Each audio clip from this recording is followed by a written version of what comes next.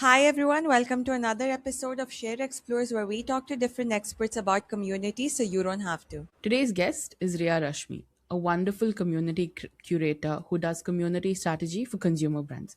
We're personally a huge fan of a healthy eating community, Balance Your Meals. Welcome to the podcast, Riya. Hello, thank you, folks. Really excited for this. So, Riya, we have this question that we ask everyone who comes on our podcast, which is what is the essential truth about community that you truly believe in? If I have to summarize, I guess community is bringing people together, whether you do it for your passion or for a brand or virtually in person. It's bringing people together for a reason, for a cause, right? And bringing people together who also believe in that common cause or common problem statement. That I feel is the base of all communities, no matter what they intend to do in the long run. You've always been working with people. You were in HR, so you obviously had to deal with a lot of people. Then you went to becoming a health coach, which again is people centric. Now you're building food community and you've worked with Swiggy's community as well. Did corporate career shape the way you think about community building at all? Yes, actually, so how it started was I got into the behavioral design, behavioral economics bit of, I would say, design. So, in general, just talking about behaviors and how people behave, how people form habits, etc., sort of quite intrigued me. And when I was going through my weight loss journey, etc., and then I was sharing it with others, I did see that people would get influenced, or at least they would get inspired by how I was doing it, and then they would also try something or the other. So I just realized that probably it's we all learn in a social way, and one of the things that I realized that I don't want to build something like I'm very passionate about helping people build healthier habits. But what I realized that I don't enjoy doing alone, right? I like it better when there are more people, and for accountability or just for learning or just so that I know there are more people who are doing the same thing. And that's when I created my group as well. You've been building your own community before community was even a buzzword, right? So, how did you grow Balance Your Meals? Like you said, you were going through your own transformation journey, and then that's how you were sharing it. But as a community, what were things that you were looking at, and what did the early days of building community look like for you? One, I didn't know it's a community. I mean, it was a WhatsApp group, to be honest, initially. And I did not think of it being the way it is right now, a bigger group where there are more people than I had imagined earlier. So, honestly, it was just a group that I had formed with a bunch of friends and family members who just wanted to eat better. So, I would like share my meal plates, etc. What happened is that people started sharing it in their circles. They started adding their friends, family members, spouse for different reasons, right? Some people would want, someone in their family or friend circle would be also losing weight or trying to eat better, or trying to improve their sugar levels, etc. And I just realized that I haven't been sharing about the group anywhere, but people are coming. People would ask me, can you add my mother, can you add my friend, etc. It just grew that way. I would say now we have a lot of health coaches, fitness experts also on the group. I don't need to be there all the time. There are so many other people. It's become like a community where everyone is helping each other only via word of mouth from people. So whenever people ask me what it is right now, I say that it is sort of a help group, or a support group. If someone wants to eat better or is on their eating better or being healthier journey, they can join the group, right? It helps them in the execution process. How did you grow your first like 20 people? Like, who were the first few people that were actually in the community or this like group? The first few months, the group had more people I personally knew. So people with whom I had interacted with, people on my Instagram who wanted to, who would interact with me a lot and would want to like know how I eat these things, or how my plate looks very colorful and it has a lot of vegetable fruits, etc. So those people, then my batchmates, colleagues. So it was a mix of people I knew personally. The first 20, or I would say the first 100 also. After 4 5 months, it came to a point that the number of people on the group, or the number of people I didn't know personally, started increasing, and they were more than the people I knew. I can tell you both Rihanna and I didn't know you personally before we even entered the community. What you've created has such a strong pull that you didn't even have to market it the way like normally we do market communities. We're seeing a lot of influencers who are also on their fitness journey now starting to create groups. So for anyone who wants to start their own community now, what tips do you have since you've like grown it solely from word of mouth? And that is like the best way to grow it. So if you're building a community for passion, which is what Balance Your Meals is all about, right? It started with my passion for eating well. I think one is figure out what, why should the group exist? Why should this community exist? Is it a problem statement you feel others are also passionate, or at least others would also want to discuss or be part of? That's one thing. And of course, not looking at it from a problem statement or a business point of view, but just, if I start this tomorrow, would there be more people talking about it? Even if there are like 5 6 more people talking about it, it's fine, right?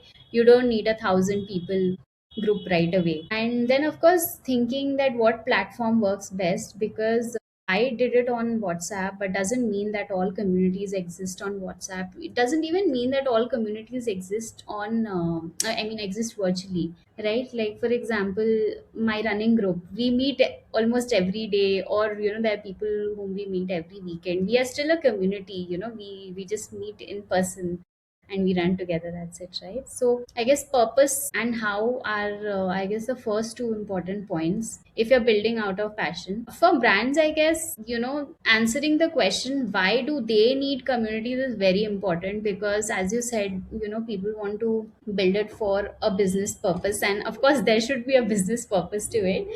But the first question I ask them is, why do you think community will solve that problem, whatever problem statement you are dealing with, right? Why do you think a community is the right answer in whatever shape and form it can be? I think getting that answer will also give you a clarity whether even you need a community or not, or you need something else. So yeah, these are the two very basic questions I would ask. Okay. And I think you were telling us about how you are interested in like behavior design and how people's behaviors influence other things, right? In the community space, now that you've worked with Noise, you've built your own community. Have you noticed any behaviors in Indian consumers when it comes to being a part of like an online group or a community? I think not just Indian, but any consumer or any user, if they're part of something, because there are so many things right now to keep you busy. There's so many distractions. So first question is what are they getting out of it? I guess not just for Indian consumers, but otherwise also.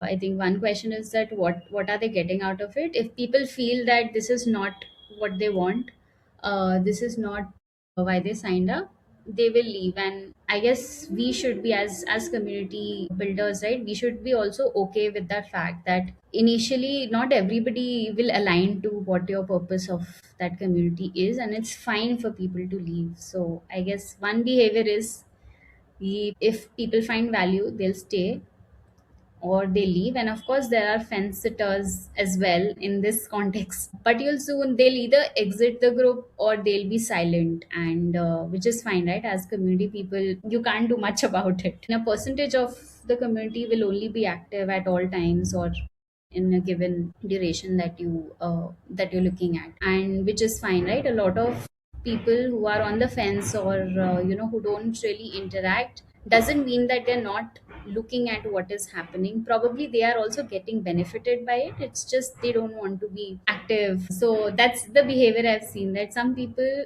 they are looking at the messages but they don't want to be active or contribute, and which is fine. There are some people who obviously don't want to contribute, don't want to even be there, and they leave pretty early. And then, especially on my group, since it's related to health, it's related to people eating well, being on their journey, I've even seen some very small set of people, but a definite set of people who would leave because they would say that I have learned enough. It's now I'm like sort of consistent with my eating habits, and it's okay now. I can manage on my own, and that's a good thing, right? For me, I'm like, okay, this has helped, and they've moved on, and which is fine. People who stay, I'm assuming they find value, and hence they stay. With respect to brands, I guess it's different, right? Because when I'm building this group out of passion, a lot of people, I guess, are staying because they know me and they have a personal relationship with me. But then with brands, especially most of the people wouldn't know the community managers, and of course there is some relationship with the brand, and that's why they have chosen to be in the community. Having said that, I guess that give and take model still exists there. What is it that I am getting? It might not be always about offers and freebies, etc. A lot of people are passionate about something. For example, if I talk about Noise, if I talk about I'm part of the Whole Truth group as well. So people are not there because they're getting freebies or discount coupons. They are there because they genuinely care about the brand, and they genuinely care about what the brand is building, and hence they would like to be closer to the the product building process, or be closer to what the community is also saying, what the founder is saying, what they're going to build, what's the next product, sampling, etc. So I've seen people being really excited about these things if they really believe in that brand, or what that brand is building, and that's the reason they're there. There is a widely recognized principle. It's called the participation inequality. It basically means that 90% of everyone who's in your community will be like dead, right? They will be lurkers. They may be the people who put your group on archive or mute and they never check it. And then you have the 9%, which is like occasionally they'll check it, but if you put something relatively interesting to them, they might come and like just say hi to you. And then there's that Yes. and that 1% is basically what drives your engagement or your community, right? That 1% of like Enthu cutlets, that 1% of you put a message no matter what time of the day, they will definitely respond. So I think, are you saying that also like in your community versus that in like a brand led community as well, like the stark difference in participation by people? No, actually, these people who are active, on my group as well. Such people exist on brand groups as well. People who are trying new things, people who want to share with the community, who feel like they're part of, like they could share these things with the group. So I feel such a behavior exists in the brand communities as well. So which you're right, which actually drives engagement, or at least drives a reason for people to come back and check or look at the community, that okay, something interesting got shared, have I also tried this, does is this relatable to me, etc. Yeah. In terms of any other differences that you've noticed, like when it comes to like behaviors of the community members, like you mentioned, maybe people are in your community because they have a personal relationship with you, or maybe they just like you as a person, right? They just love what you're doing. They want you're inspiring them, and it's easier for a person to trust a person versus a person to trust a brand. So do you think there are any differences when it comes to the community members being a part of the community when it's led by a person like you, or when it's led by, like, let's say a big brand like the Whole Truth or any other brand that's here? I feel it's difficult to run a brand led community. These days, consumers, especially Indian consumers, are so well aware, and so much of content is getting posted, getting viral on Reddit and Instagram every now and then. People ask questions, and sometimes you don't have answers to all of them, to be honest. In my community, I do have answers. At least I feel that, I can say that, okay, I'll get back. I don't have the answers right now, which you can still do in other communities, but I guess at least I feel it's more difficult because people ask difficult questions. Whether you have answers or not, it also drives the sentiment of everybody else on the group, right? People have views, and they keep quoting many different papers, they keep asking questions, etc. I think it's challenging, but also it gives an opportunity to the brand to share their side of the story, be transparent, right? I think we as consumers also, we know that there will be some mistakes, especially for growing brands when they are creating products. Even the flavors, right, you won't get it 100% right at in your first go or even the second go. So I guess that there's a lot of feedback that comes, a lot of questions also come, but then it also helps you go back and respond to people, and that's why the community exists, right? So that you can have this interaction with people directly and not via emails or whatever, right? You can directly have this conversation. You can share your side of the story. You can interact. You can take their feedback that okay, you didn't like this, what's your feedback, how should we change it so that it fits in your scheme of things. I guess it's difficult, but then it also gives a lot of opportunities and a lot of ideas as well. I think in the brand communities, it also gives a lot of ideas to the brands as well, feedback less ideas on what next they could work on.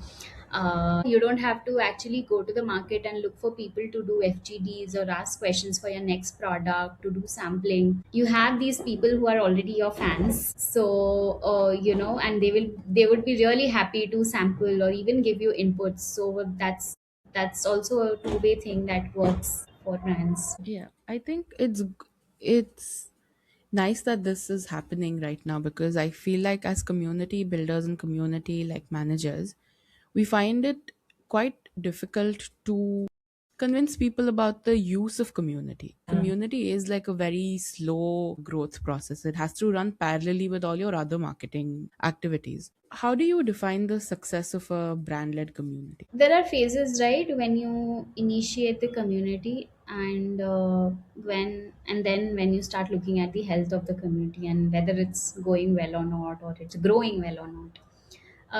One has to do with the purpose of the community as well. Why did you start the community at the first place? Assuming that you wanted to create this space for a two-way interaction to happen. Of course, the metrics will differ based on at what stage the community is at. But of course, when I'm starting the community, when I'm looking at the health, and then when I'm looking at the growth part of it, right? Different brands have different purpose to why they choose to start a community. As a health coach and somebody who's built communities, do you think communities should exist? Yes, I think communities should exist for many reasons, but yeah, of course, for health and fitness, yes, because personally, I feel that there's a very big social aspect to learning these behaviors around health, because these are something which are very basic, right? Like working out, eating well. You've been doing some form of it all the time, but then changing the way you behave or changing your schedule, it's not just discipline, right? You do need a social support, or you do need this aspect where others are also, that there are others in the journey, right? You don't need to be alone. There are people who you can ask, ask questions, people who can share their journeys, etc. So I think from a support group angle, just from a learning perspective, I think it makes sense. Every brand, especially in the health and wellness space, wants to build a community. But do you think there are cases where a brand should not build a community? It's a good question. I think one, if it's about a brand, I think initially there is a lot of effort that goes into brand awareness. Now, a lot of people want to use communities as a way to build their brand or build the awareness of their brand. I mean, it can work, it might not work, right? So there are two sides of the story. uh, and the give and take, right? Why would I want to be part of such a community when I don't even know what the brand is doing, or I'm not even sure if this is a product that I'll use. So I think initially, like especially new brands getting into this is something that they need to be very careful about, right? It might work and it might not work. Treating this, probably starting with a random group of people might not be the answer for creating a community, especially for new brands. For brands which are, there are multiple types of brands, right? Not everybody is open to taking feedback and working on the lines of this active feedback, etc., that people share. So I think it's a choice basically, right? How open and transparent you want to be. I know in an ideal case scenario, every brand should be transparent. Not in all spaces, you have the luxury of doing so. So I think it's a consideration of how transparent you want to be, because when as a brand you get into such a space where you're directly interacting with users, you do need to show the other side of the story, right? You can't just share marketing content on your community. You can't just have creatives and the chat GPT content posted. You have to be real. You have to show the real brand, or the real people behind the brand as well. So having a compelling story and a compelling reason why the brand exists, and committing to that matters a lot. If a brand is not ready to do that, I think it will just become another, I would say, another Instagram or so, where you're just sharing pictures and content along with it, which is not a community, to be honest. I've seen many groups turning into admin only groups because people or the brands couldn't handle a lot of questions or the queries, etc., that came in, and it became an admin only group. But it's not a community, it's just another way to share information, maybe.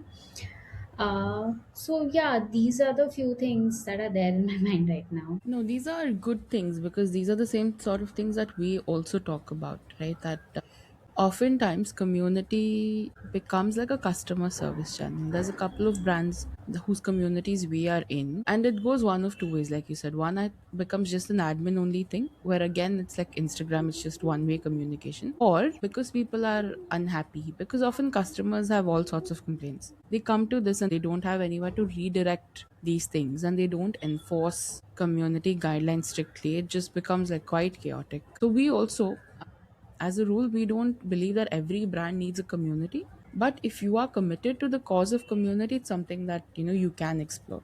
You really need to Exactly. want to talk to people. It's not just a WhatsApp or an Instagram or any platform, right? You don't need to like create that virtual space. There are a lot of brands which Correct. are doing community meetups, for example, getting their users together for an in-person event, or just having FGDs once in a while, etc. And that also works if that serves the purpose of why you want to get your users together, why you want to build that relationship. Not everybody needs to have a virtual interaction platform. How does being part of a lot of communities help you in building your own community? Actually, that's how I started. I was in multiple groups initially, and then just started loving the energy that goes there. Of course, for some people it can be really distracting, and it is for me sometimes. Yeah. And that's when I like just stay away from my phone. But in general, I realized that this is a really strong way to, build some credibility, right, with people, or just working along with them, right? So one is, I think, from Truth Seekers community, I'm very active on that group, but I would say that I've learned a lot about healthier eating. I would say science backed things that people keep sharing about all the other things that are going around, for example, other brands. So of course I was not exposed so much into the health space, and after being in that group, it feels like there was so much that I was missing out on. So I think from a learning perspective, it gave me a lot because I was in general curious about that field. And similarly in other groups also, right? There are of course more than one health groups that I'm part of, which are not mine. But in general, I think it feels good to see that people are also connected with each other no matter where they are from. And it also gives, I think it also helps me also if I have to, for example, I've done a bunch of events as well, so looking for brands, looking for people who can help, connecting to brands, connecting people who want to probably do high rocks together. It's quite random sometimes, but then when such things happen, you feel good that you are connected to so many people. Even I haven't met so many people, many of these people, maybe from my group also in person, but it just feels that we are all, we know each other. So if I go to probably your city, I can call you, or I can ping you that, can we meet, or just recommendations of what should I do, etc. So it to me it feels like one alternate social space where I'm connected with so many like-minded people, and I'm learning from them. Yeah. I think that's the benefit of having a good community that likes to engage with one another. When you have a community with all different levels of knowledge, everybody has something to share, so it doesn't feel like monotonous, it doesn't feel boring at all. What's been your favorite memory from community building? Actually, I think the change of my career. So of course I've been in corporate. I've, like, after my MBA, I've been in e-commerce companies, been in the HR space, solving problems which were very different to what I'm doing right now. But the thought of, probably experimenting with a different career, not career, but experimenting with something else around health, came from such groups. And it started with actually Leap Club. Leap Club had their fitness group, and I was also part of them. And that's where I started. Of course, it was around fitness. People would share a lot of their workout stories, etc.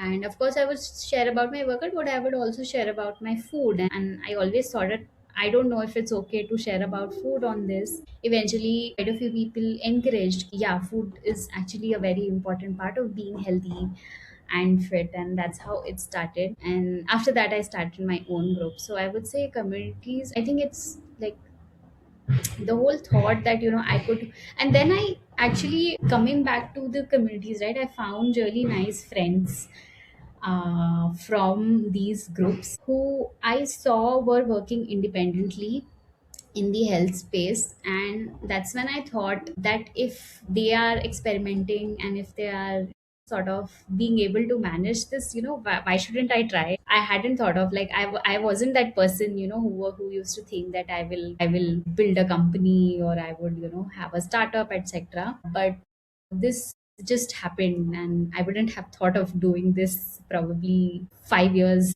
before. If you would have asked me, I wouldn't have known that I would be doing this. I think that's like a testament to you and the power of community, right? You just put yourself out there, and then the community built itself around you in a way. Yeah, yeah. So, community is all about like human connection and people talking to people, and these are unscalable things, right? Yes. We still get people who are building some tools, AI tools for community, that essentially they want to take away our jobs as community managers, but they come and ask us feedback. What do you think would be the most drastic changes in the health and like fitness community space with the introduction of AI?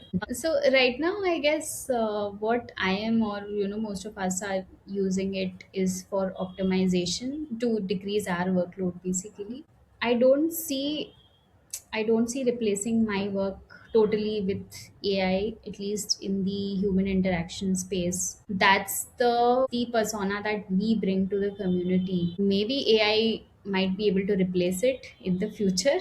We would actually, we would be the ones benefiting out of it, because we can then replicate ourselves instead of being in all the groups. We can just replicate ourselves. That would be really drastic, and if someone Yeah. can build that, I guess it will be good for us as well. But yeah, right now, I think there is a lot of scope in the community bit as well, not just from replacing what we're doing, but just being optimizing a lot of things that we do, right? There's a lot of things which get there are a lot of things shared on the group, on communities, in person or otherwise as well. How do we, like, make sense of that, and make it useful for the users as well, people who are part of the group?